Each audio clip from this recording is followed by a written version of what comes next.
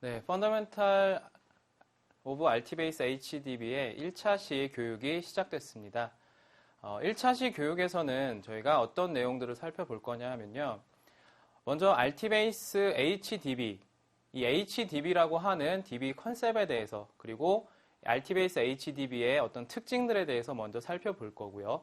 그리고 나서 이 RTBase HDB가 어떤 아키텍처로 구성이 되어 있는지, 어떤 모듈들로 구성이 되어 있고, 그 아키텍처들을 통해서 DB가 어떻게 동작이 되고 있는지 이런 부분들에 대해서 살펴보도록 하겠습니다. 가장 먼저 살펴볼 내용은 RTBase HDB에 대한 특징 부분입니다. 그래서 특징들을 살펴보게 되면은 가장 먼저 살펴볼 내용이 관계형 데이터베이스라고 하는 부분하고요. 그 다음에 서버 클라이언트 엔진 구조다라는 특징을 가지고 있습니다. 그리고 또 하나의 특징으로 제공되는 인터페이스들이 어떤 종류의 인터페이스들이 제공이 되고 있는지 이런 부분들에 대해서 살펴볼 거고요. 또 하나는 데이터베이스 공간을 어떻게 분류를 해서 사용을 하는지 이런 부분들을 살펴보고, 그 다음에는 데이터베이스 이중화라고 하는 기술에 대해서 살펴볼 겁니다. 그래서 가장 먼저 말씀드릴 내용은 관계형 데이터베이스라고 하는 부분입니다. 우리가 DBMS들을 일반적으로 이제 분류를 하게 되면 관계형 데이터베이스 모델이라든지 객체 지향형, 그리고 객체 관계형 이런 식으로 이제 데이터베이스들을 모델을 분류를 하게 됩니다. 이럴 때 일반적으로 상용 DBMS들은 대부분 이런 관계형 데이터베이스 모델을 채택하고 있다 이렇게 생각을 하시면 되겠습니다. 그래서 데이터베이스, 그러니까 DBMS라고 하는 소프트웨어는 데이터를 관리하는 소프트웨어죠. 근데 그 데이터를 어떻게 관리를 하느냐. 2차원 형태의 테이블에다가 저장을 하고요. 2차원 형태의 테이블에 저장을 한 후에 그 테이블들 간에 어떤 관계를 정의하는 구조로서 데이터 관리를 하는 이런 DBMS 데이터 모델이 관계형 데이터베이스라고 보시면 되겠습니다. 그래서 대부분의 상용 DBMS들이 RTBase HDB와 마찬가지로 이런 관계형 데이터베이스 구조를 채택하고 있다 이렇게 생각을 하시면 되겠고요. 그 다음 특징을 보게 되면 서버 클라이언트 엔진 구조라는 부분을 살펴볼 수가 있습니다. 그래서 DBMS의 사용자가 어떤 데이터를 질의를 한다거나 처리를 요청을 하게 되면 클라이언트 입장에서는 어떤 통신 프로토콜을 이용을 해서 서버에 접속을 한 다음에 데이터 처리를 하셔야 되는 부분이죠. 그래서 RTBase HDB에서는 TCP/IP, IPC, 그리고 유닉스 도메인 소켓이라고 하는 세 종류의 통신 프로토콜을 제공을 하고 있습니다. 그래서 통신 환경에 맞는 이런 통신 프로토콜을 이용을 하셔서 DB 서버에 접속하신 후 사용을 하실 수가 있겠고요. 그 다음에 제공이 되는 인터페이스들을 살펴보시면은 ANSI SQL 92 풀스펙을 지원을 하고 있기 때문에 타 DBMS와 마찬가지로 SQL이라는 언어는 표준 언어죠. 그래서 그 표준을 준수했다라고 하면 타 DBMS를 사용하셨었더라도 동일하게 RTBase HDB에서 SQL을 질의하실 수가 있습니다. 또한 ODBC 3.0이라든지 JDBC 2.0 대부분이 우리가 알고 있는 DBMS들이 디스크 DBMS인데요. 그 디스크 DBMS 어떤 특징을 가지고 있냐면 일단 그림을 변화를 하게 됐다라는 얘기입니다. 쉽게 이제 예를 들어서 좀 말씀을 드려보면 우리가 하는 그런 서비스를 비즈니스들을 좀 차별화해서 데이터 관리한다라고 하면 좀 더 효율적인 서비스를 제공할 수가 있겠다는 그런 부분입니다.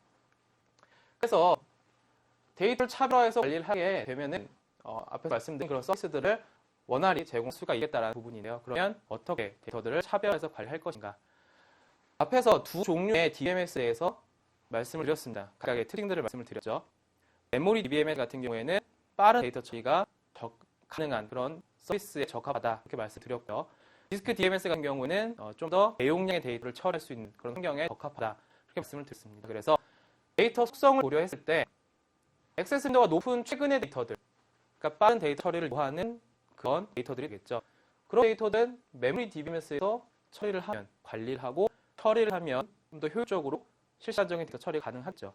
그리고 대용량 데이터들, 앞에서 보신 어떤 히스토리성 데이터라든지 그런 콜성 데이터들 경우에는 대용량 데이터 처리를 하기에 적합한 이 디스크 DBMS 속에서 처리를 하게 되면 좀 더 효율적으로 데이터 관리를 할 수가 있겠다라는 얘기입니다. 그래서 우리가 이런 형태의 DB를 구성을 해서 서비스를 요즘에는 많이 하고 있습니다. 그래서 일반적으로 그냥 혼용 구조라고 얘기를 합니다. 메모리 DBMS하고 디스크 DBMS를 혼용해서 사용을 한 구조로 보통 얘기를 하게 되는데요. 이렇게 메모리 DBMS와 디스크 DBMS를 혼용해서 사용할 경우에는 앞에서 말씀드린 것 같은 실시간 데이터 처리를 하면서 대용량 데이터 처리도 가능한 형태의 구성이라고 보시면 되겠습니다. 하지만 여기서 고려해야 될 사항들이 발생을 합니다. 어떤 부분이냐면 여기 나오는 것처럼 어떤 DBA 측면이라든지 개발, 리소스 유지 보수하는 측면, DBA 분 운영하는 분이라든지 개발하는 분들 입장에서도 메모리 DB, 디스크 DB를 다 사용할 줄 아셔야 돼요. 그리고 각각의 DBMS에서 제공하는 어떤 함수라든지 기능들 이런 부분들도 정확하게 알고 계셔야 그에 맞는 개발을 하실 수가 있을 겁니다. 두 개의 DBMS는 다른 DBMS예요. 어떤 SQL이라든지 프로그램 랭귀지 같은 경우에는 표준이기 때문에 그 개발을 했을 때 그 언어가 어떤 특정 벤더의 디펜시를 가지지 않지만 이런 DBMS 같은 경우에는 지금 표준으로 개발된 것들이 아니기 때문에 어떤 DBMS, 어떤 벤더에서 제공하는 DBMS, 어떤 벤더에서 제공하는 DBMS냐에 따라서 조금씩 차이가 날 수가 있습니다. 제공되는 기능이나 이런 부분들이요. 그래서 그 부분들 다 고려를 하셔야 된다는 거예요. 그래서 다 두 개, 디스크 DB, 메모리 DB에 대한 리소스가 발생을 한다는 부분이고요. 이거보다 좀 더 신중하게 고려하셔야 될 부분이 바로 이 데이터를 동기화하는 부분입니다. 데이터 동기화는 실시간적으로 데이터 동기화를 하든지 혹은 주기적으로 데이터 동기화를 하든지 반드시 필요한 부분이에요.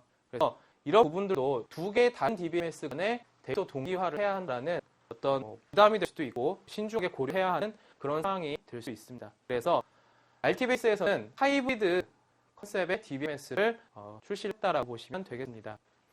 요즘에 하이브리드 이게 많이 나오죠. 자동차도 하이브리드, 자동차, 요즘 자전거도 하이브리드가 있다고요. 그렇게 하이브리드 개념은 어차피 우리가 메모리 DB와 디스크 D를 같이 사용해야 한다고 하면 별도로 따로따로 두 개의 DBMS를 사용할 것이 아니라 하나의 DBMS에서 메모리 영역과 디스크 영역을 같이 처리할 수 있는 동일한 효과를 보는데 하나의 DBMS를 사용을 하겠다. 이런 컨셉이 하이브리드 컨셉이라고 보시면 되겠습니다. 그래서 RT베이스 HDB 사용하시게 되면 운영하는 분들이라든지 개발하시는 분들 입장에서 그냥 RT베이스 하나의 DBMS만 알고 계시면 되는 거죠. 운영하실 수도 있고 개발하실 수 있고요. 그리고 비용적인 측면에서도 하나의 DBMS에 대한 비용만 발생을 합니다.